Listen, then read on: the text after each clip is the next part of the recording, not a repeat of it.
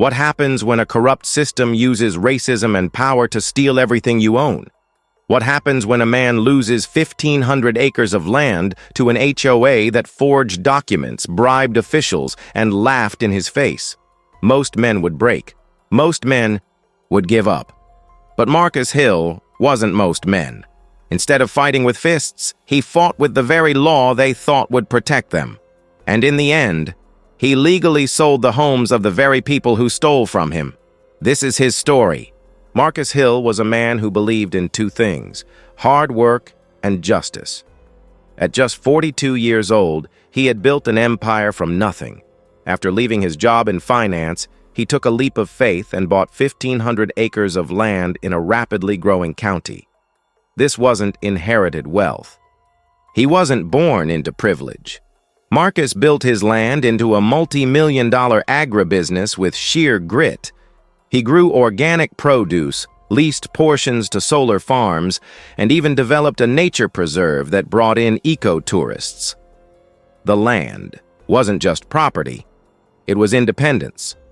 It was proof that a black man could succeed on his own terms in a world that still, too often, tried to chain him down. But success paints a target. And Marcus's land became the biggest target of all. Next to Marcus's 1,500 acres sat the wealthy Lakewood Meadows HOA, a gated, all-white community filled with bankers, lawyers, and developers. They had one vision: expansion, and Marcus's land sat right in the middle of their dream. At first, they played nice. Letters arrived in Marcus's mailbox. "We'd like to discuss purchasing your land. We can offer you $2 million. Think about your future. Cash out." Marcus always gave the same answer: "Not for sale." Then came the pressure. Complaints filed with the county. His tractors were too loud. His farm smelled. His equipment was unsafe. Marcus laughed it off, until the complaints turned into legal notices. The HOA began issuing fines as if his land were part of their jurisdiction. He ignored them. After all, his property wasn't in their HOA. But what Marcus didn't know was that the HOA had friends in high places, county officials who cared more about developers than fairness. The hammer fell one Tuesday morning. Marcus went to pay his property taxes as usual. The clerk frowned. "Sir, this parcel isn't under your name anymore." Marcus's heart sank. "What are you talking about?" She turned the screen.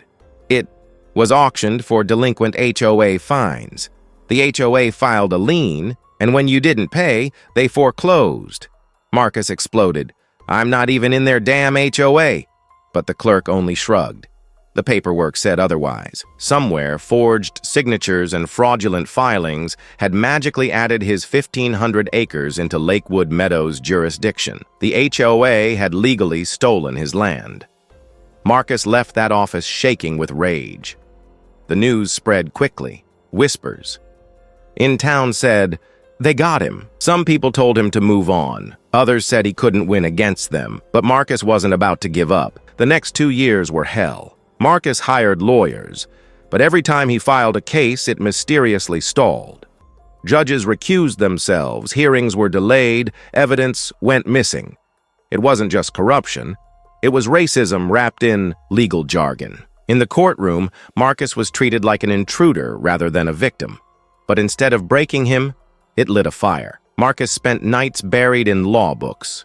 He studied property law, HOA statutes, real estate loopholes. He realized something powerful.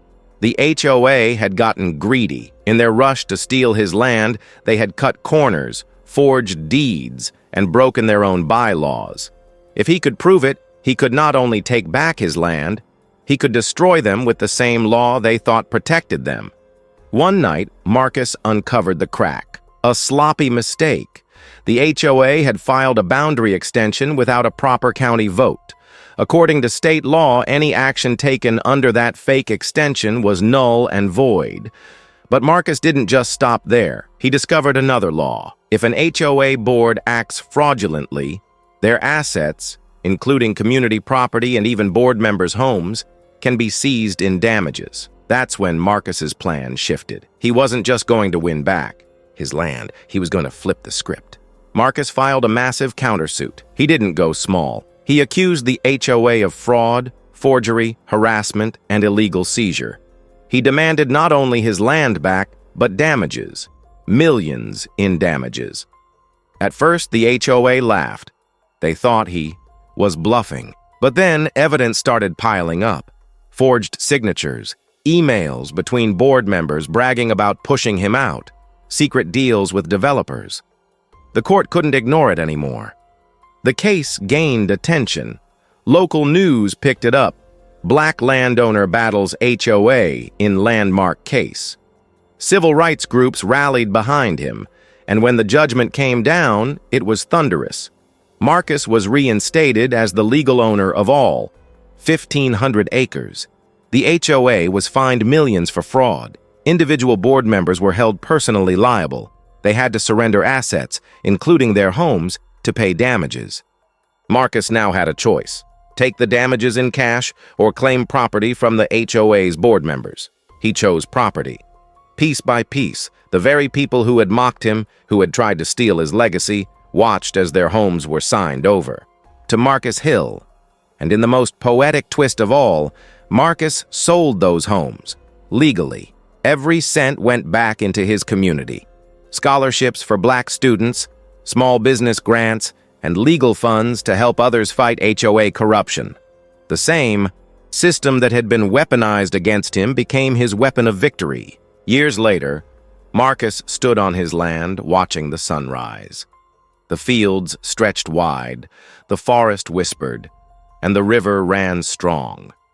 He remembered the nights of despair, the humiliation, the fear.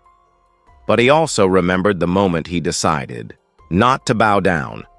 Land is more than dirt, he told a group of young students visiting his farm. It's dignity. Don't ever let anyone take your dignity. If they try, fight smart, fight with truth, fight with the law. Racism doesn't always come with slurs or violence.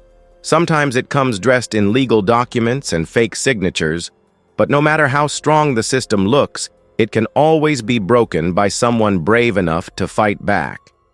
Marcus Hill proved that when they stole his land, they didn't just awaken his anger, they awakened his determination. And in the end, he didn't just win his land back, he won their homes. If this story inspired you, don't forget to like, share, and subscribe. And tell me in the comments, what would you do if someone tried to steal everything you worked for?